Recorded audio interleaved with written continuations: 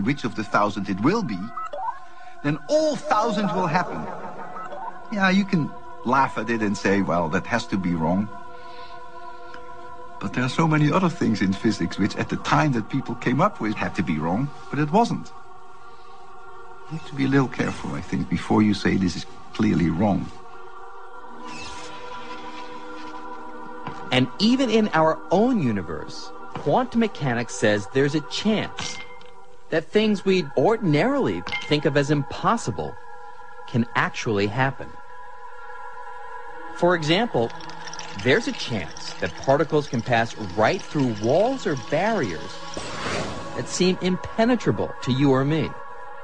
There's even a chance that I could pass through something solid, like a wall. Now, quantum calculations do show that the probability for this to happen in the everyday world is so small that I'd need to continue walking into the wall for nearly an eternity before having a reasonable chance of succeeding. But here, these kind of things happen all the time. You have to learn to abandon those assumptions that you have about the world in order to understand quantum mechanics. In my gut, in my belly, do I feel like I have a deep intuitive understanding of quantum mechanics? No. And neither did Einstein. He never lost faith that the universe behaves in a certain and predictable way. The idea that all we can do is calculate the odds that things will turn out one way or another was something Einstein deeply resisted. Quantum mechanics says that you can't know for certain the outcome of any experiment. You can only assign a certain probability to the outcome of any experiment. And this Einstein disliked intensely. He used to say, God does not throw dice. Yet experiment after experiment showed Einstein was wrong, and that quantum mechanics really does describe how the world works at the subatomic level. So quantum mechanics is not a luxury, something that you can do without. I mean, why is water the way it is? Why does light go straight through water? Why is it transparent? Why are other things not transparent? How do molecules form? Why are they reacting the way they react? The moment that you want to understand anything at an atomic level, as non-intuitive as it is, at that moment you can only make progress with quantum mechanics. Quantum mechanics is fantastically accurate. There has never been a prediction of quantum mechanics that has contradicted an observation. Never. By the 1930s, Einstein's quest for unification was floundering, while quantum mechanics was unlocking the secrets of the atom. Scientists found that gravity and electromagnetism are not the only forces ruling the universe. Probing the structure of the atom, they discovered two more forces. One, dubbed the strong nuclear force, acts like a superglue, holding the nucleus of every atom together, binding protons to neutrons. And the other, called the weak nuclear force, allows neutrons to turn into protons, giving off radiation in the process.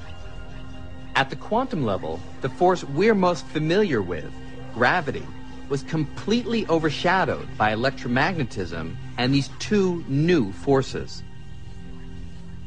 Now, the strong and weak forces may seem obscure, but in one sense at least, we're all very much aware of their power. At 5:29 on the morning of July 16, 1945, that power was revealed by an act that would change the course of history. In the middle of the desert in New Mexico, at the top of a steel tower, about 100 feet above the top of this monument, the first atomic bomb was detonated. It was only about 5 feet across, but that bomb packed a punch equivalent to about 20,000 tons of TNT.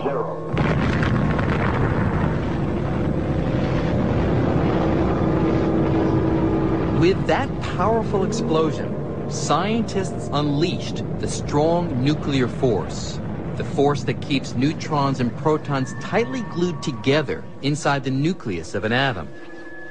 By breaking the bonds of that glue and splitting the atom apart, vast, truly unbelievable amounts of destructive energy were released.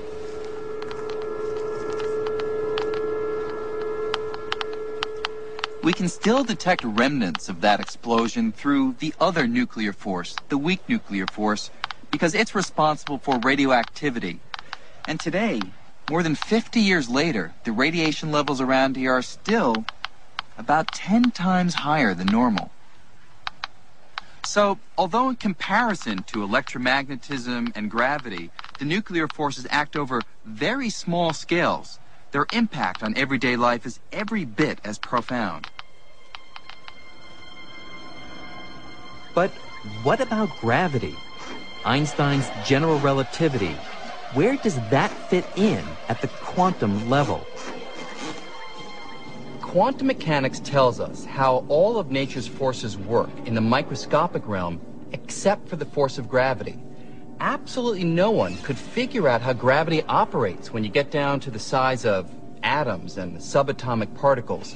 That is, no one could figure out how to put general relativity and quantum mechanics together into one package.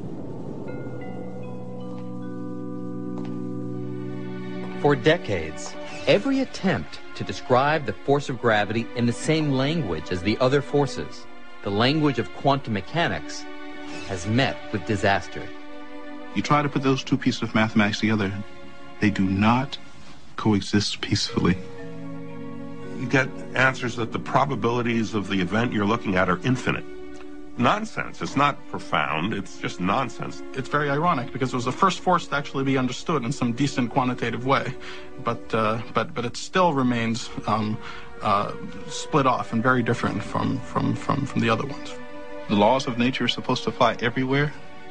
So if Einstein's laws are supposed to apply everywhere, and the laws of quantum mechanics are supposed to apply everywhere, well, you can't have two separate everywheres.